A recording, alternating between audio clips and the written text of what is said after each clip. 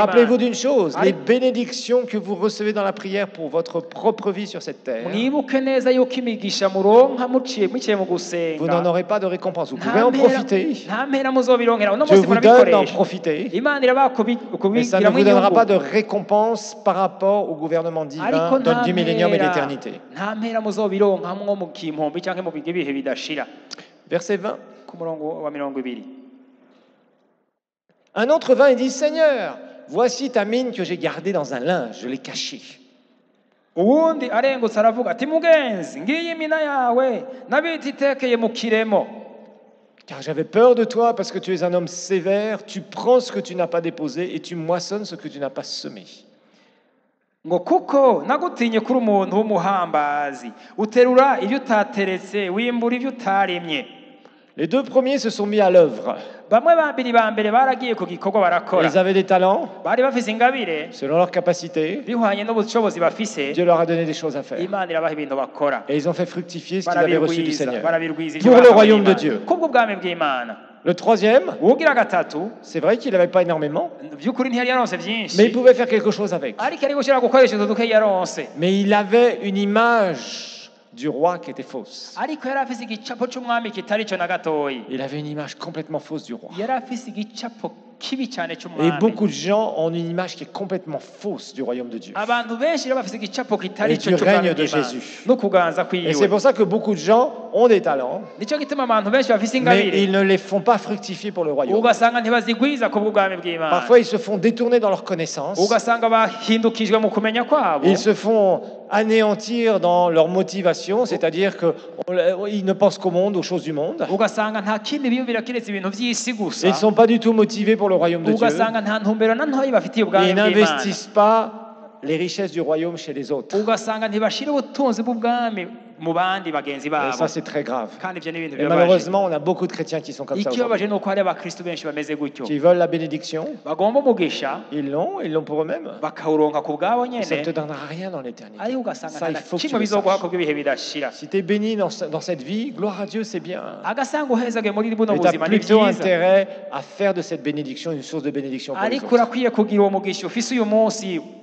Si tu ne le fais pas, tu seras sauvé comme au travers du feu. C'est ce que la Bible dit. Et souvent, les gens qui ne le font pas, ils ont cette mentalité sur Dieu. Ils ont la mentalité de Dieu, sur Dieu comme ça.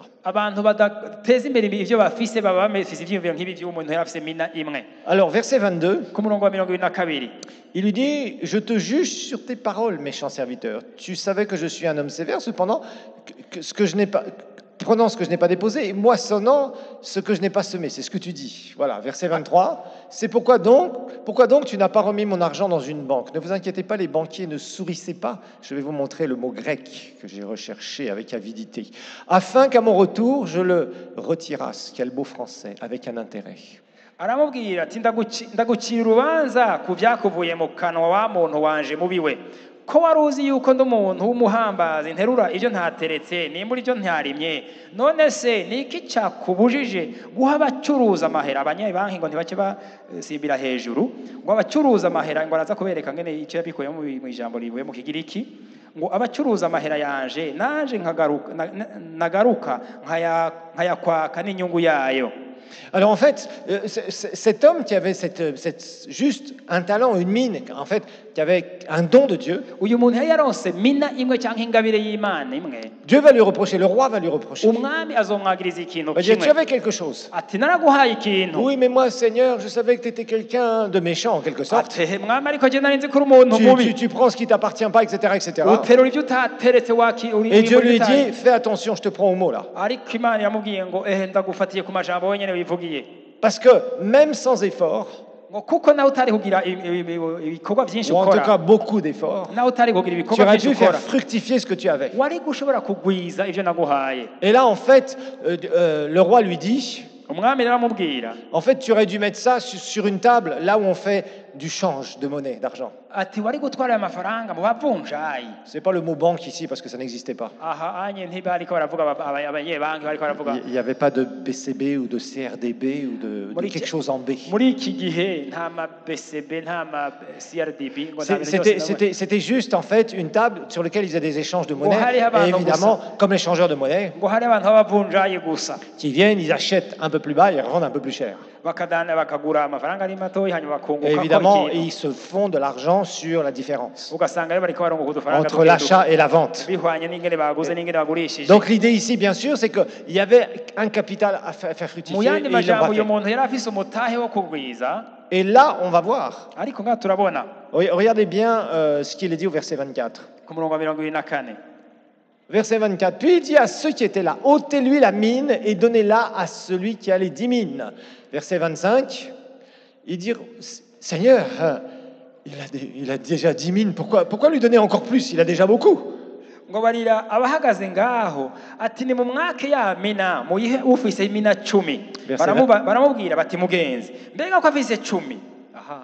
Et Jésus va dire, je vous le dis, on donnera davantage à celui qui a, mais à celui qui n'a pas, on notera même ce qu'il a.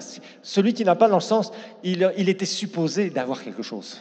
rero aha Yesu arababwira ikintu ati ndababwire ufise wese azohabwa ariko udafise azokwakwa n'icyo yari afise udafise ntibisigura ngo ntacyo yari afise ariko yari afise ikintu ashobora guteza imbere kandi ntacyo yateje imbere. Mais il a tout gâché. Yaravyononye. Verset 27. Ku murongo wa 27.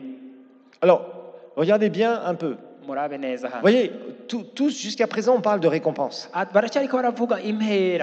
Même celui qui avait une mine, qui a caché son talent, qui n'a pas été capable alors qu'il avait tout pour faire fructifier ce que le roi lui avait donné. Et Jésus nous a donné le royaume. Il nous a donné une mission. Il a tout accompli à la croix. Il nous a donné les lois spirituelles qui peuvent nous permettre de voir les gens être sauvés, être touchés par sa puissance. Il nous a donné les lois spirituelles de la prospérité. Il nous a donné toutes les lois spirituelles du royaume. Il nous a démontré comment faire. Il a été l'exemple suprême. Et Dieu ne nous donnera pas d'excuses sur nos récompenses.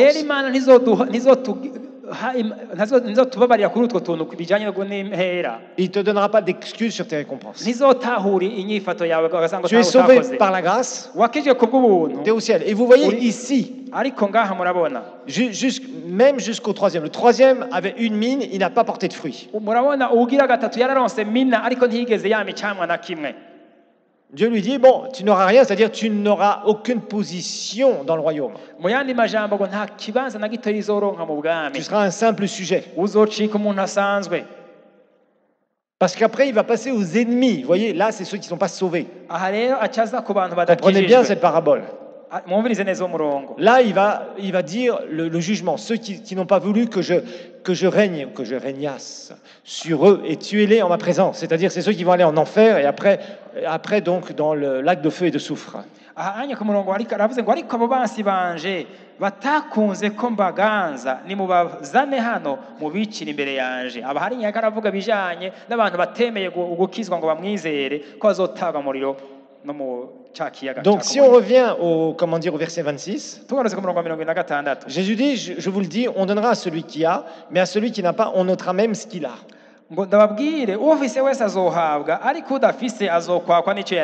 C'est-à-dire que ces dons, ce qu'il aurait dû faire, en fait la récompense de ce qu'il aurait dû faire va être donnée à d'autres qui ont une récompense. Mais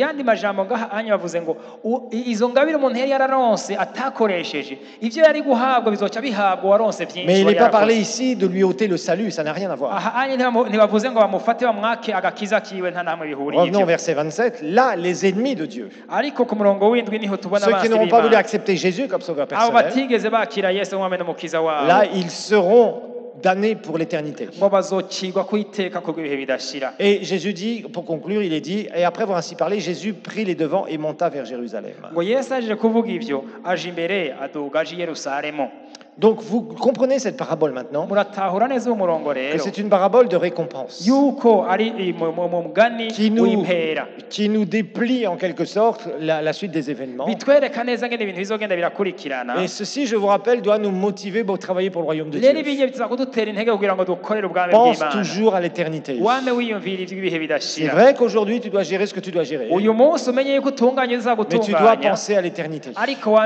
Construis ta vie avec la vision de l'éternité. Construis ta vie en te disant toujours, moi je veux régner avec Jésus et je veux une grande récompense. Et je sais que cette récompense, parce que cette récompense est éternelle,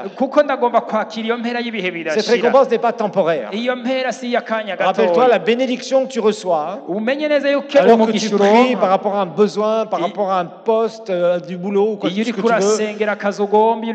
par rapport à ce que tu veux voir Dieu faire dans ta vie, ou une guérison, ou des enfants, ou te marier, ou tout ce que tu veux, tout ce qui peut créer ton bonheur temporaire sur la terre, toutes ces bénédictions disparaîtront le jour où il y aura l'enlèvement. Si nous sommes vivants dans nos corps, ou ça disparaîtra le jour où tu meurs. Rappelons-nous que Paul a dit cette parole. On est arrivé tout nu dans ce monde et on en repartira tout nu. Ça veut dire que toutes les bénédictions temporelles qu'on aura reçues de la part du Seigneur dans le royaume, on les laissera sur la terre. C'est pas pour ça qu'on doit les négliger, qu'on comprenne bien. Mais ça ne doit pas être la priorité, c'est ça le problème. Parce qu'aujourd'hui, les gens font du royaume la priorité temporelle sur la terre. Et c'est là où beaucoup de gens se trompent. C'est vrai que tu as besoin de comprendre comment fonctionne le royaume. Et tu as besoin d'être à l'aise, tu as besoin d'être fort, tu as besoin d'être béni. Mais ça ne doit pas être ton objectif, ton ultime but à atteindre. Sinon tu passes à côté de tout. Donc revenons à des paroles d'Apocalypse. La Bible va nous dire, juste au moment où Jésus va entrer dans son règne pour le millénium, il va nous parler de certaines choses. La Bible nous dit au verset 4, la dernière partie, il est dit, il revint à la vie, vraiment la dernière partie, et ils régnèrent avec Christ pendant 1000 ans.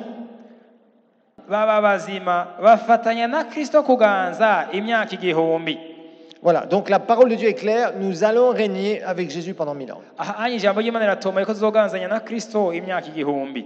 Et juste à la fin du verset 6, c'est la même chose. Bon, on va lire tout le verset 6. Heureux et saints, verset 6, Apocalypse 20, qui ont part à la première résurrection. La seconde mort n'a pas de pouvoir sur eux, mais ils seront sacrificateurs de Dieu et du Christ, et ils régneront avec lui pendant 1000 ans.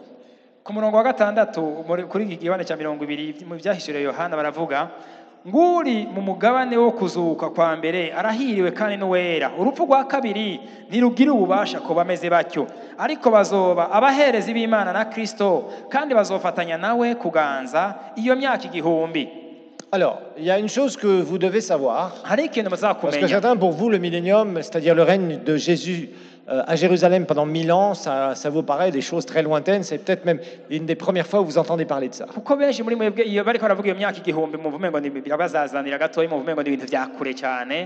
La suite de l'histoire du royaume de Dieu. Là aujourd'hui, nous sommes à prêcher le royaume. Nous devons démontrer le royaume par la prédication, la connaissance de Dieu, que les gens puissent faire une rencontre personnelle avec Jésus. Nous prions pour les malades, pour qu'ils soient guéris. Nous délivrons les démoniaques. Par notre foi, nous accomplissons des choses. C'est un temps particulier, c'est le temps de la grâce, le temps de l'Église. Là, c'est l'ouverture du royaume. Mais Jésus va venir restaurer le royaume. La restauration du royaume, ça veut dire quoi? C'est la restauration de son règne. Ça veut dire tout ce qui avait été lâché par Adam et Ève.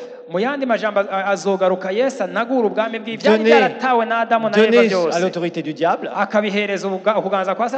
Là, Jésus va faire le contraire. C'est l'autorité divine sur le monde qui va s'exercer. Nous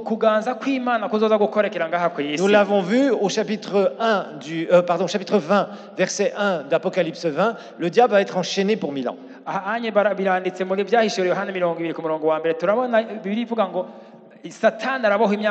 Jésus va venir établir son règne. Mais vous allez me dire, mais sur qui on va régner? Qu'est-ce qu'on va faire? C'est là où il va y avoir beaucoup de prophéties bibliques de l'Ancien Testament qui vont s'accomplir.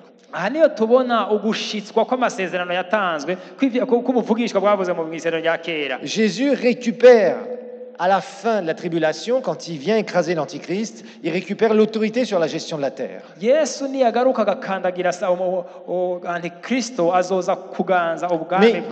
quels sont les êtres humains qui vont être sur la terre à ce moment-là? Puisque la Bible nous montre qu'il va y avoir la grosse bataille, ce qu'on appelle la bataille d'Armageddon. Juste avant que Jésus ne revienne la deuxième fois, à la fin de la tribulation, il y a une immense bataille. Satan aura fait un gouvernement mondial au travers de l'Antichrist. Nous, on ne sera plus là. Mais Jésus va venir pour démolir justement les systèmes de ce monde. Si vous connaissez l'Apocalypse, il y a ce qu'on appelle Babylone la Grande, c'est l'image spirituelle des systèmes de ce monde.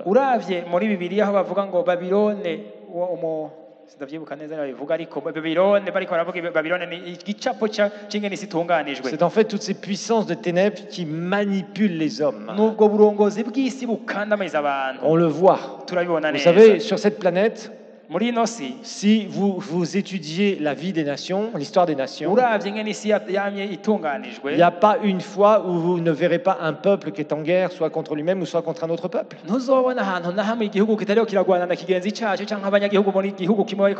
n'y a jamais une année sur l'histoire de l'humanité où il n'y a pas eu de guerre sur cette terre. Des tueries, des gens qui meurent de faim, des injustices partout, toutes les histoires sataniques, quoi. Vous n'en verrez pas une année. Je dirais même, vous ne verrez même pas un jour. Depuis que l'homme a été créé, il y a toujours eu des histoires. Et là, quand Jésus va venir régner, l'armée de l'Antichrist va être complètement détruite. Il aura fait un gouvernement mondial pour éradiquer la connaissance de Dieu sur la terre. Beaucoup de gens, après l'enlèvement, pendant les 7 ans, vont se donner à Christ parce qu'ils vont voir que notre message était le vrai message. Et que nous, on a été enlevés et que les tombes des gens qui étaient sauvés, les gens sont sortis.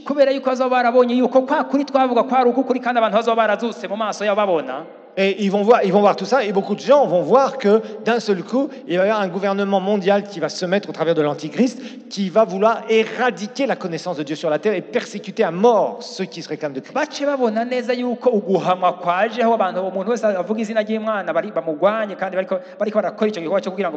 Beaucoup de gens vont se donner à Jésus, mais beaucoup de gens vont être tués pour leur foi.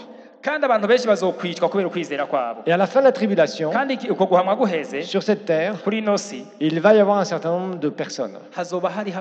Bien sûr, nous serons là, avec nos corps ressuscités et glorifiés, et nous régnerons avec Jésus. Et il va y avoir ceux qui se seront donnés aussi pendant la tribulation et qui seront morts. Eux, Jésus va les ressusciter aussi. Et il va y avoir aussi ceux qui se sont donnés à Jésus pendant la tribulation, mais qui ne sont pas morts. Donc ils sont sauvés, mais ils sont encore dans leur corps. Et eux, ils vont être capables de procréer encore. C'est pourquoi la Bible va nous montrer, et je vous montrerai ce que la parole de Dieu dit dans les prochaines séries. En fait, ces personnes qui sont nées de nouveau pendant la tribulation, qui ne sont pas morts parce qu'ils n'ont pas été persécutés à mort, eh bien, ils vont rentrer dans le millénium avec nous.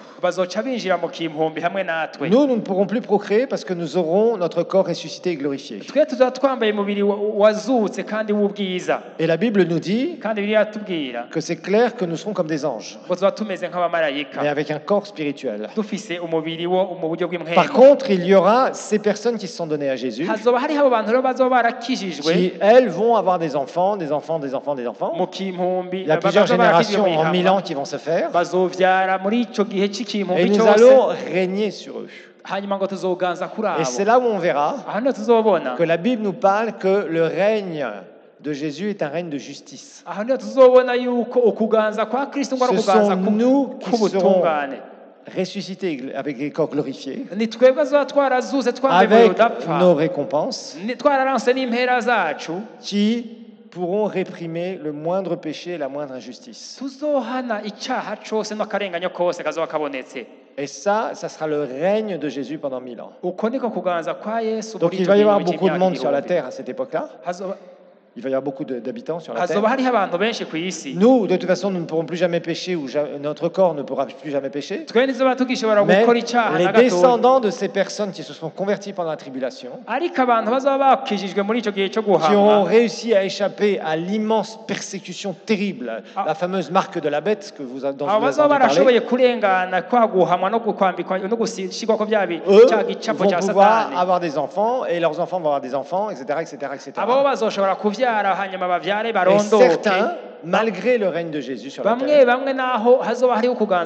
certains, pendant le millénium, seront des pécheurs. Et des pécheurs qui essaieront de faire des mauvaises choses. Parce que la Bible nous parle qu'à la fin du millénium, il y a Gog et Magog, c'est-à-dire du côté de la Russie, un groupe de gens qui vont essayer de se rebeller contre Dieu.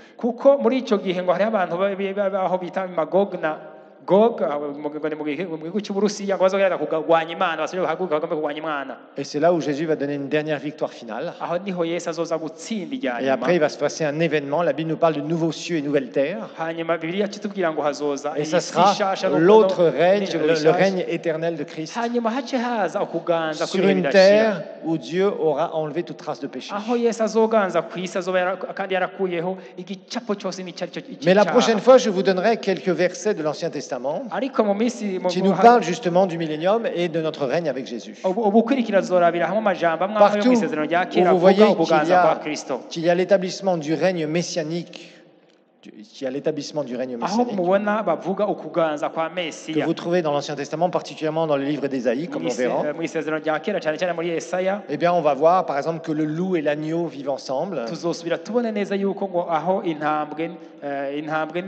la Bible va nous dire qu'il n'y aura plus de guerre sur la terre. Que quelqu'un qui vivra jusqu'à 100 ans, et qui va mourir, il mourra très jeune. Donc, on va regarder, il y a quelques critères que la Bible nous donne. Mais dans cela, nous régnerons avec Jésus. Selon nos récompenses, selon ce que nous aurons fait dans le Seigneur. On va se lever et nous allons prier. Alléluia.